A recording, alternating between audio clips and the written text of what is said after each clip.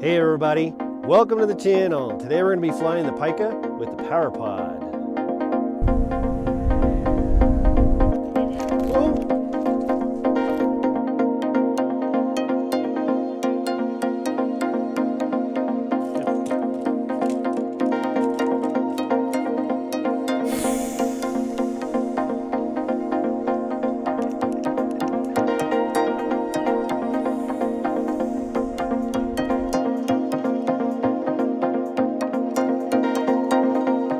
This is the Pika from SoarKraft with the 1.2 meter RG15 wing on it. It has a 2-servo tail configuration, so both the rudder vaders can be moved individually.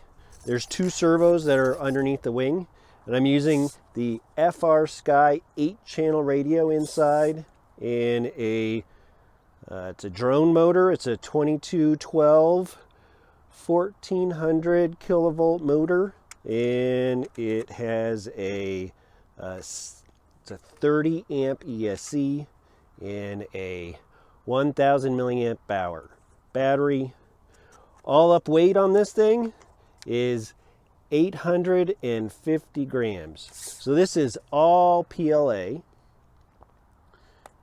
There's no lightweight anything, it's just regular PLA.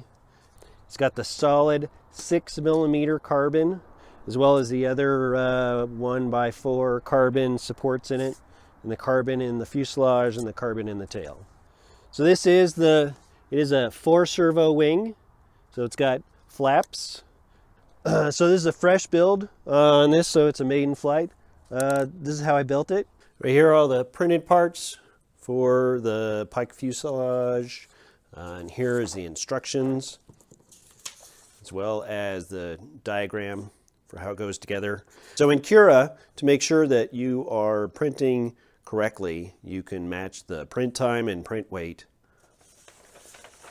And then at the end of the instructions are all the print settings for Cura, for PLA, PETG, or foaming lightweight PLA. If you're using the pre-foamed lightweight PLA from Polymaker, use these settings here. Flat paints work really well to add color without having to put on multiple coats. I'm also going to be using the 2-servo underwing holder. This is the power system we're going to use. And then because I'm going to put a 4-servo wing on this, I need at least 7 channels. Right, so I already cut all of my carbon. I've already made my hinges work. I chose to use the plastic T-nuts, so I've already installed them and put a little glue on them so they won't move around.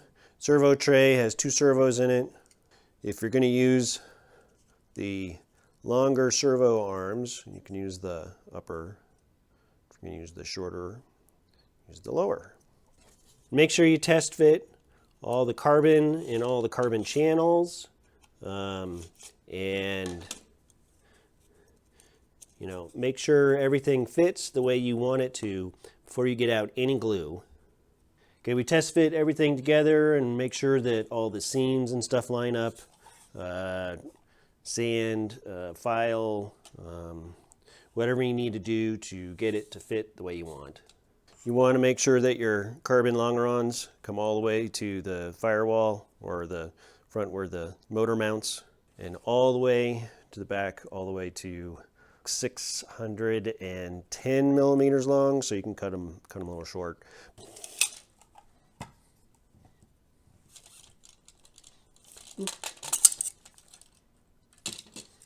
I'm going to build the tail first, so that the tail, the mid, and the wing saddle together with the tail, install the servos, get all the tail functions set up before I put the power pod on. So we have the wing saddle, midsection, and the tail all on the longerons, with the longerons all the way in the tail. We're going to strip some CA onto the And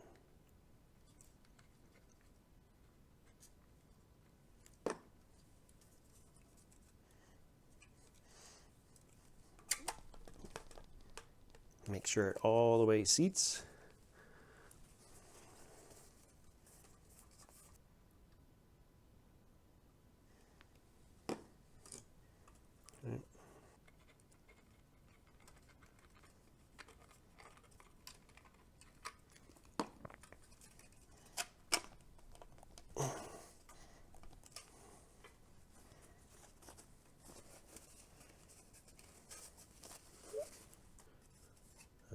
Again, you can see that the seams lined up.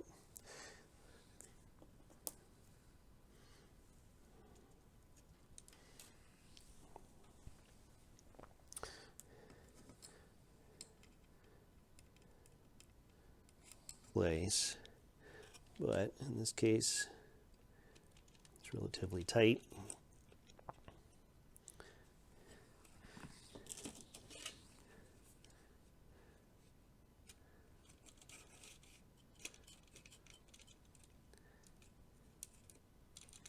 Come on.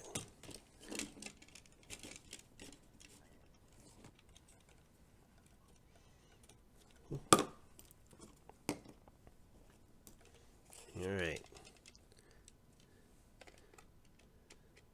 There is a relief in the fuselage that you want the front to fit into. So the leading edge of the tail fin should go into that recess. It helps align it. Tack that side in, this side.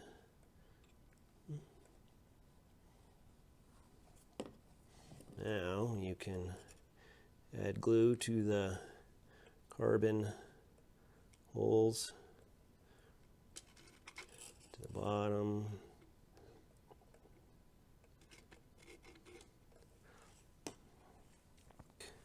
Into the right places. If you too much, just wipe it off.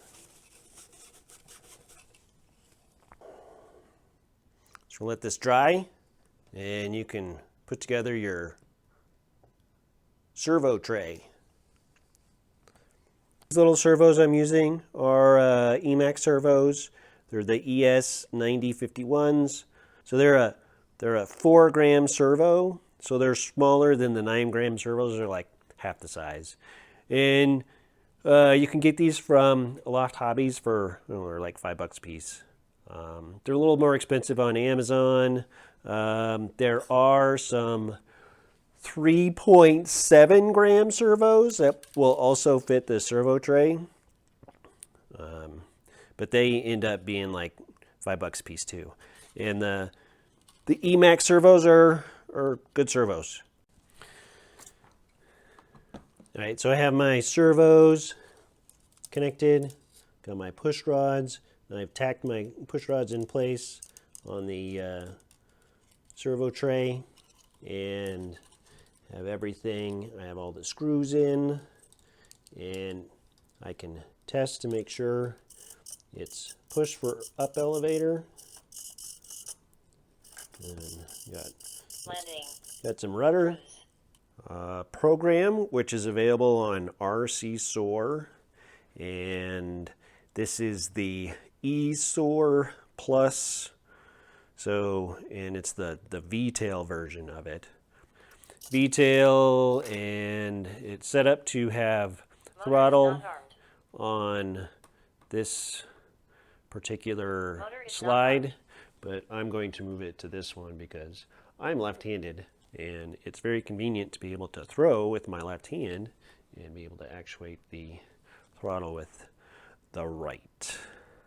All right, now that we have the servo tray all loaded with the servos and we have the fuselage started, we can start loading it in. We need to make sure all right, it takes a little bit of fiddling, but once you get them in, they slide right through. And you can pull them the rest of the way. So there's a tube and a tube. I did place it in there once already and noticed that my new receiver is thicker than the last one I had. And because of the plastic T-nuts that I used, didn't quite fit where I put it last time. So in this one, I used a screw to hold it in place so that I could get good placement, and I can totally see that my receiver is going to fit. So I have the sheaths pushed to the outside, just to try to get them to stick. Put some glue on them and let them dry. All right, then with the sharp knife, we are going to trim the sheaths so that they're about flush with the tail of the fuselage.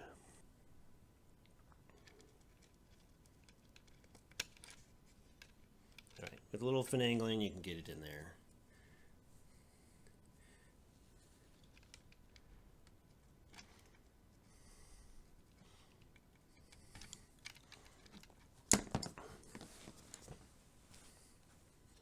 Installed and glued flush to each of the control surfaces.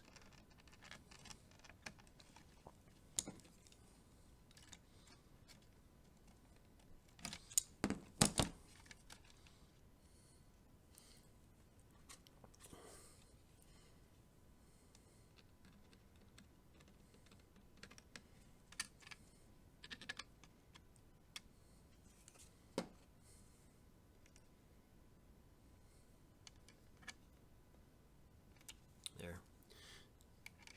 As you can see, when they're... Now the last thing we need to do is install the power pod. Make sure the longerons make it into the right slots. And put some glue on it.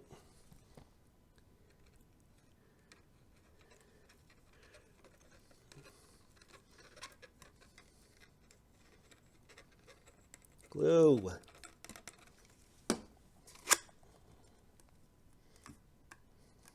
Glue on the longerons.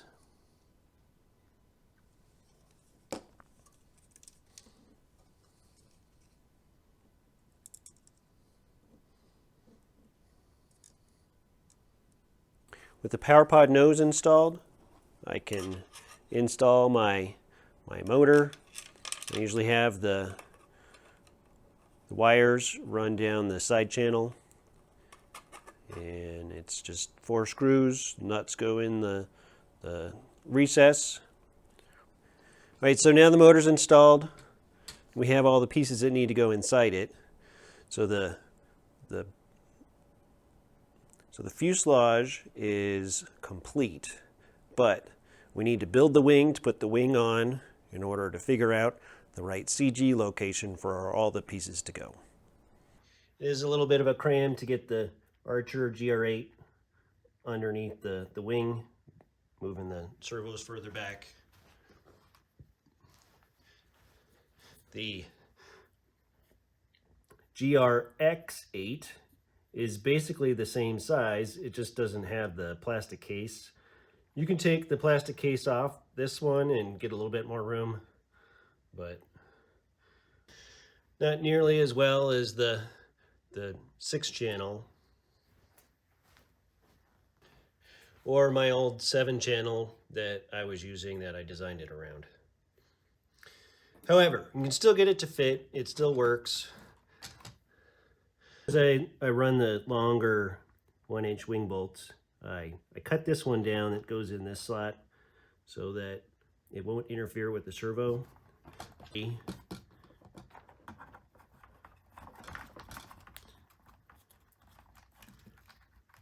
As far back in the front as I can get it with the ESC in front of it.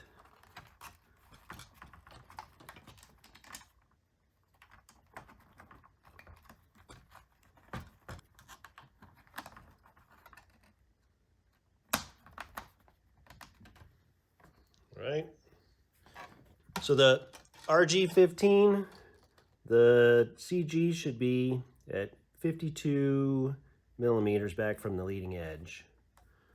And you want to make sure that it is close to that or ahead of it, because you know, err on the side of further forward than further back.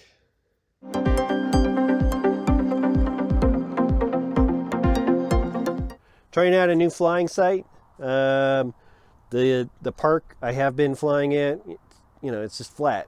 It's too small and it's down in the bottom of a valley. This site has a little bit of a hill and some good landing, and it's just big open fields, and there are no trees around. And let's fly it. Let's try it out.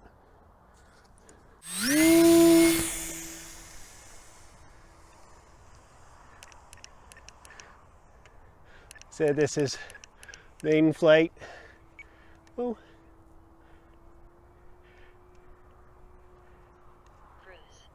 It didn't take very long to get up high.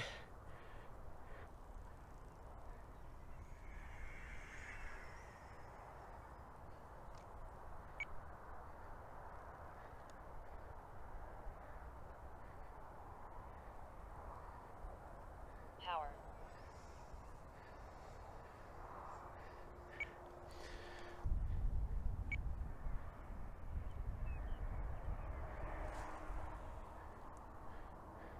But I'm flying on the lift coming off the slope. Power.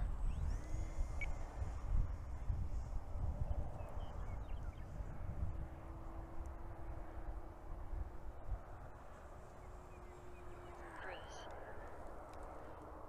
5 minutes.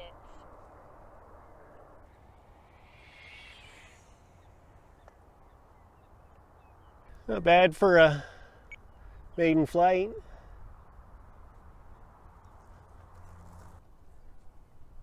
Oh. Cruise. Power.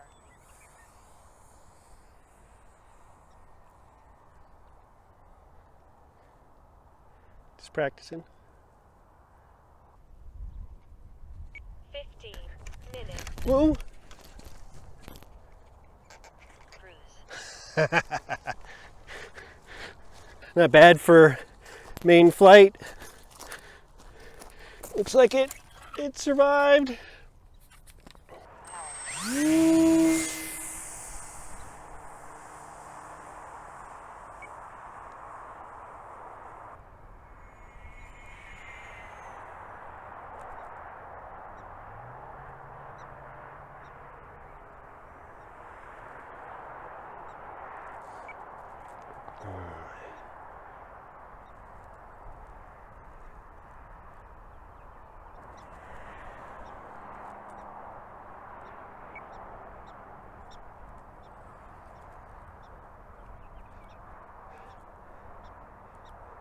Not the best thermaling day, but the wind's blowing up the slope a little bit.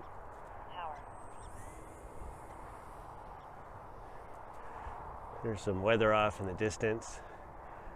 Decided to get a flight in before it rained this afternoon. 2 minutes.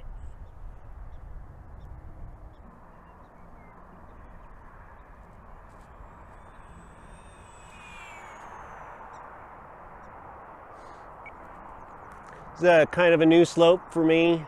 I'm figuring out where the lift is. It's kind of nice to do with the powered plane.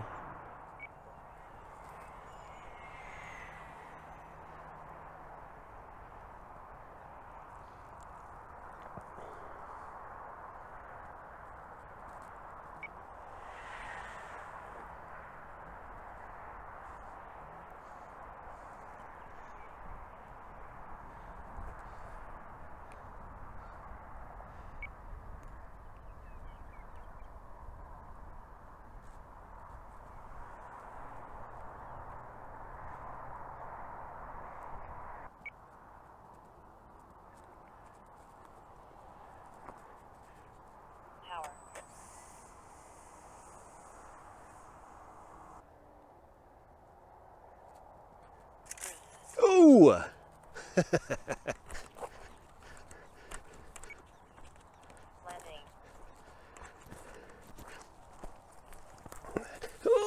How'd we do? Yeah, that wasn't bad. Cruise.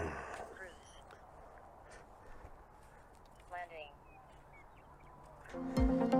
There you go. There's the Pika with the 2 servo tail, 4 servo wing, and the power pod.